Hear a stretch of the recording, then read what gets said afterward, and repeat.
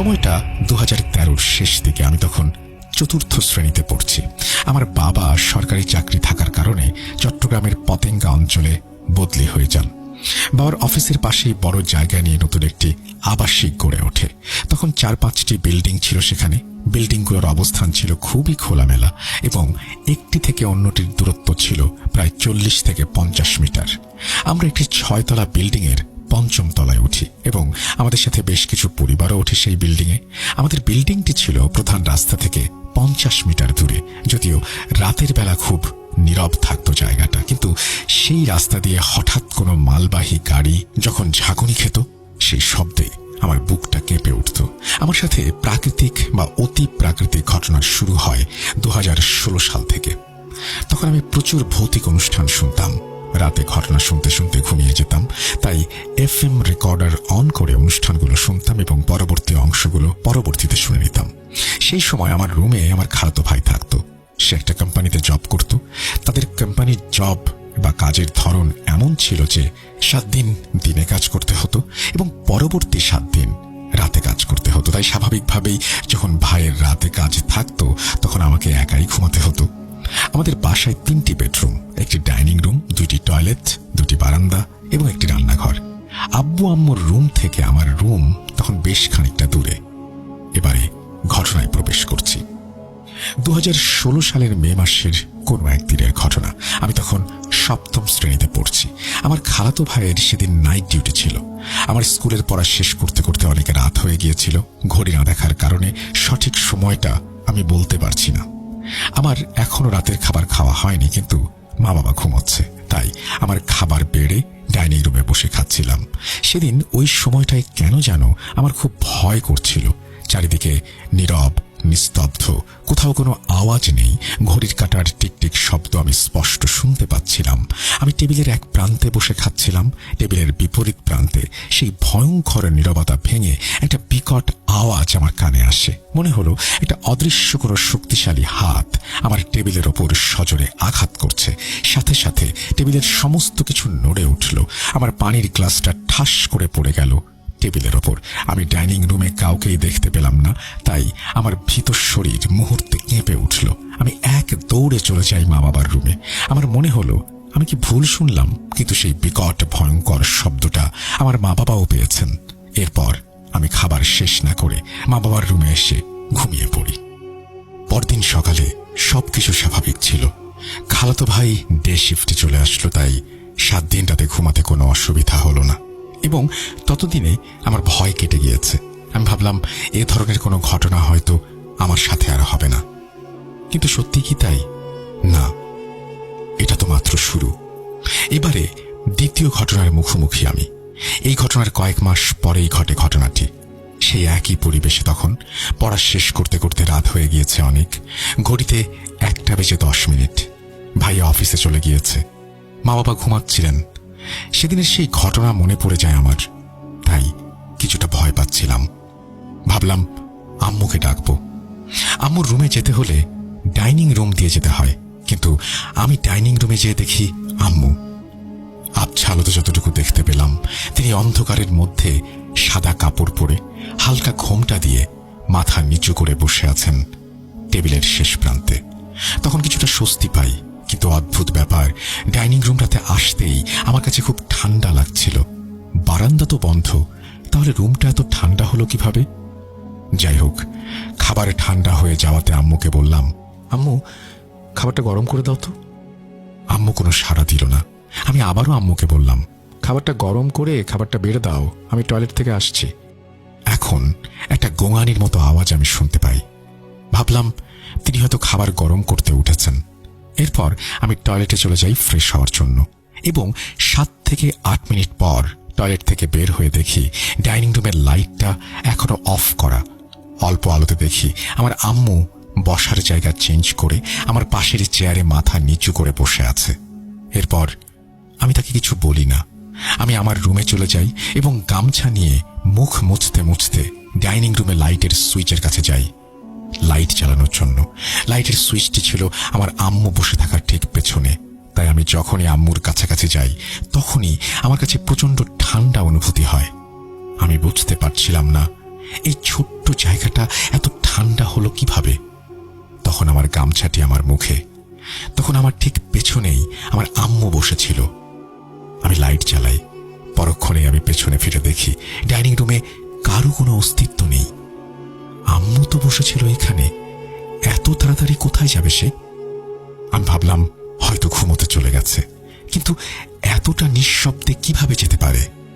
হয়তো রান্নাঘরে চলে গেছে, কিন্তু রান্নাঘরে যেয়ে দেখি কেউ নেই। এরপর আব্বু আম্মুর রুমে যেয়ে দেখি দরজা লাগানো, কিন্তু এত তাড়াতাড়ি আম্মু দরজা লাগিয়ে ফেলল, কোনো শব্দই পেলাম না। হতে পারে আমি শুনতে পাইনি কোনো কারণে। আমি তখন পর্যন্ত ভয় পাচ্ছিলাম না।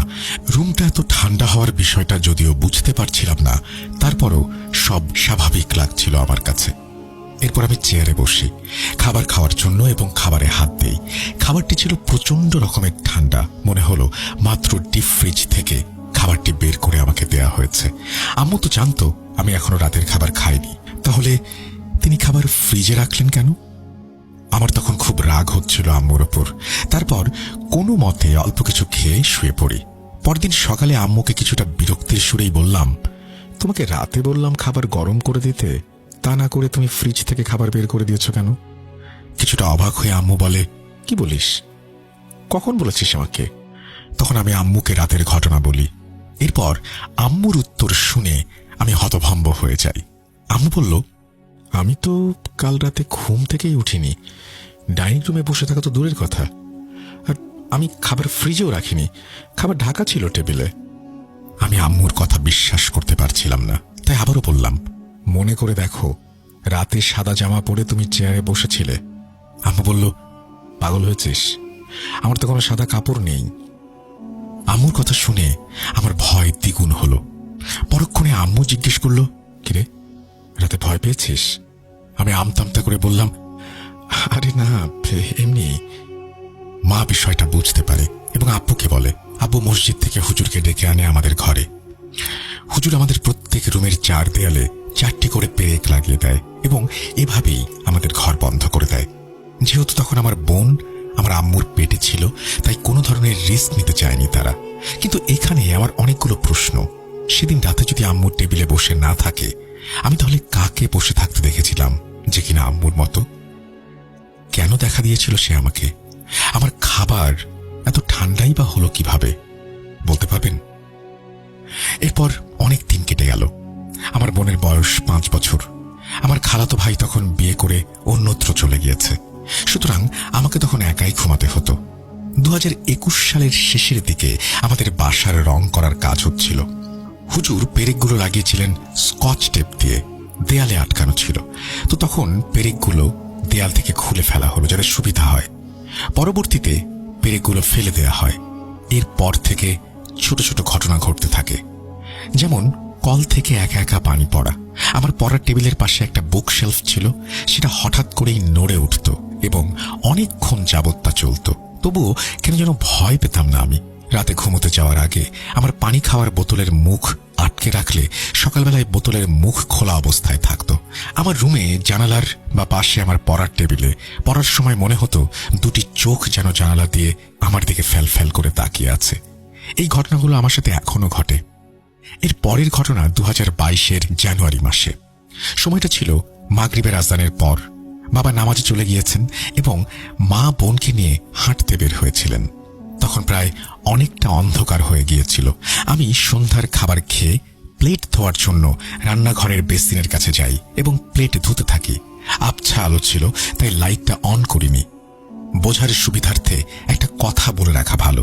আমরা জানি মানুষ তার চোখের সাহায্যে মাথা না ঘুরিয়ে তার চারপাশে 210 ডিগ্রি পর্যন্ত দেখতে পায়। আমাদের চোখের ফোকাস কোনো একটি নির্দিষ্ট বিন্দুতে থাকলে সেই বিন্দুর চারিদিকে দৃশ্যগুলো স্পষ্ট না হলেও আমরা অনুমান করতে পারি সেখানে কি আছে। যেমন আপনি যদি সোজা সামনের দিকে তাকিয়ে থাকেন, তখন আপনার ডান বা বাম পাশে কোনো মানুষ দাঁড়িয়ে থাকলে যেমনটা দেখা যাবে, ঠিক তেমনি আমার ফোকাস যখন প্লেটের ওপর ছিল, আমি লক্ষ্য করি আমার কোমরের পাশে কিছু একটা রয়েছে। আমি মাথা না ঘুরিয়ে বোঝার চেষ্টা করলাম এটা আসলে কি হতে পারে। পরক্ষণে আমি স্পষ্ট বুঝতে পারলাম আমার কোমরের কাছে একটা বাচ্চার মাথা, যে আমার দিকে করুণ দৃষ্টিতে তাকিয়ে আছে বলে মনে হলো। আমার কাছে কিছু একটা চাইছে সে। এমন একটা ভঙ্গিতে দাঁড়িয়েছিল যে আমার কাছ থেকে খাবার চাইছে। আমার চোখ তখন প্লেটের ওপরে ছিল।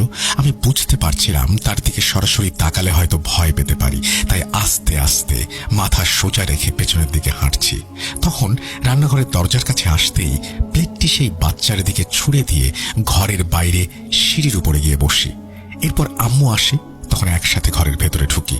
এই ঘটনা আমি তখন আম্মুকে শেয়ার করিনি, যেহেতু আমি সরাসরি কিছু দেখিনি, তাই ভাবলাম ভুল হতে পারে আমার। পরবর্তীতে আম্মুর সাথে রান্নাঘরে যাই এবং দেখি প্লেটটা মেঝেতে পড়ে আছে এবং সেখানে কেউ নেই। এটা আমার চোখের ভুল কিনা ব্যাপারটা বোঝার জন্য আমি আবারও একই জায়গায় যেয়ে দাঁড়াই বেসিনের সামনে। এরপর আমি দেখার এবং বোঝার চেষ্টা করি সেরকম কোনো দৃশ্য আমি আবারও দেখতে পাই কিনা, কিন্তু সেখানে আমার কোমরের পাশে বাচ্চার মাথা জাতীয় কিছু দেখতে বা বুঝতে পারছিলাম না। কিন্তু কিছুক্ষণ আগে তো আমি স্পষ্ট বুঝতে পারছিলাম বাচ্চাটা আমার দিকে তাকিয়েছিল এবং মনে হচ্ছিল কিছু একটা চাইছে আমার কাছ থেকে। পুরো বাসাটা আমি তন্ন তন্ন করে খুঁজে দেখলাম, কোথাও পেলাম না বাচ্চাটাকে। তবে কোথায় গেল সেই বাচ্চাটা?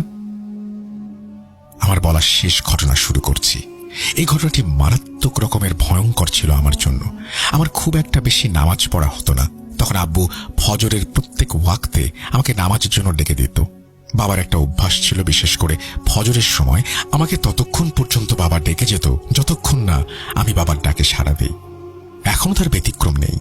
সময়টা 2022 সালের মাঝামাঝি। তখন আমার সামনে এইচএসসি টেস্ট পরীক্ষা, তাই টুকটাক নামাজ পড়া শুরু করেছি। রোজারিদের প্রায় 1 মাস পর কোনো একদিন আমি খুব স্বাভাবিকভাবে রাতে পড়াশোনা করে ঘুমিয়ে যাই।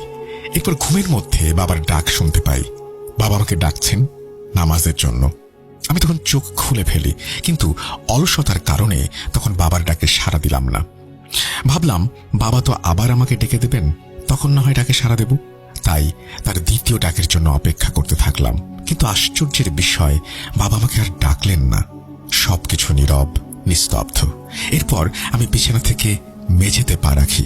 তখনই হঠাৎ একটা তীব্র আতরের গন্ধ আমার নাকে আমি অনুভব করি। কোথা থেকে আসলো এই আতরের তীব্র গন্ধ? এটা কি বাবা দিয়েছে? নিজেকে প্রশ্ন করলাম। পরবর্তীতে উত্তর দিলাম, এই গন্ধের আতর বাবা তো কখনো ব্যবহার করতো না। যে আতর বাবা রমজান মাসে এনেছিল তা তো কিছুদিন আগেই শেষ হয়ে গিয়েছে। এরপর আমি আর কিছু না ভেবে অজু করতে যাই। বিছানা থেকে যত দূরে যাচ্ছি আতরের তীব্র গন্ধটা আস্তে আস্তে কমে যাচ্ছিল। এরপর অজু করে যেই আবার রুমে ঢুকেছি, গন্ধটা আবারও তীব্রভাবে পেতে শুরু করি। আমি আর পাত্তা দিলাম না এই ব্যাপারে। হতে পারে বাবা নতুন আতর দিয়েছেন। ফজরের 2 রাকাত সুন্নত নামাজ পড়ার জন্য জায়নামাজটা মেঝেতে পাতি। আমার খাটের ডান দিকে জায়নামাজ বিছাই। আমার খাটটি ছিল নিচে ফাঁকা, অর্থাৎ খাটের নিচে কোনো জিনিস রাখা যেত এমন ধরনের খাট, এবং সহজেই তা বের করা যায়। তখন আমার খাটের নিচে কোনো জিনিসপত্রই ছিল না। আমি জায়নামাজে দাঁড়াই, প্রথম রাকাতের সূরা পাঠ করি এবং রুকু করে সিজদা দেই। সিজদায় তাসবিহ পাঠ করার সময় আমি সেই তীব্র আতরের গন্ধটা আরো তীব্রভাবে পাচ্ছিলাম। আমার মনে হলো কাছাকাছি কোথাও কেউ আতরের ডিব্বা থেকে আতর মেঝেতে ঢেলে দিয়েছে। এরপর আমি সিজদা থেকে উঠি এবং দ্বিতীয় সিজদা দেই। ঠিক তখনই একটা অস্বাভাবিক জিনিস আমি খেয়াল করি। বোঝার সুবিধার্থে বলছি, আমরা জানি সিজদা দিলে আমাদের ডান বা বাম পাশ দিয়ে কোনো মানুষ বা কোনো বস্তু থাকলে আমরা বুঝতে পারি আমাদের পাশে কেউ একজন আছে। ঠিক তেমনি সিজদার সময় আমি আমার বাম পাশে, অর্থাৎ খাটের নিচে কিছু একটা চলাচল বা মুভমেন্ট লক্ষ্য করি। তখন আমার রুমে ডিম লাইট অন করা ছিল, তাই আবছা আলোতে যতটুকু দেখা যাচ্ছে তা হলো সাদা বস্তু জাতীয় কিছু একটা হবে। এরপর সিজদা থেকে উঠি এবং দ্বিতীয় রাকাতের সিজদার সময় আমার চোখ বাঁ দিকে ঘুরিয়ে বোঝার চেষ্টা করি সেখানে আসলে কি আছে। আমি বুঝতে পারি যে একটা লম্বা সাদা আকারের বস্তা জাতীয় কিছু আমার খাটের নিচে লম্বালম্বিভাবে শোয়ানো। আমার কৌতূহল তখন আরো বেড়ে গেল। খাটের নিচে আসলেই কি আছে দেখার তীব্র ইচ্ছা জাগলো। আমি তাই কোনো মতে নামাজ শেষ করে বসা অবস্থায় মাথাটি বাঁ দিকে ঘুরিয়ে আস্তে আস্তে নিচের দিকে ঝোঁকাই। এরপর আমি যা দেখি তা অনেকেই বিশ্বাস করবেন না। আমি এমন একটা দৃশ্য দেখলাম যা মুহূর্তেই আমার গায়ের লোমগুলোকে দাঁড় করিয়ে দিল। গা শিউরে উঠছিল আমার।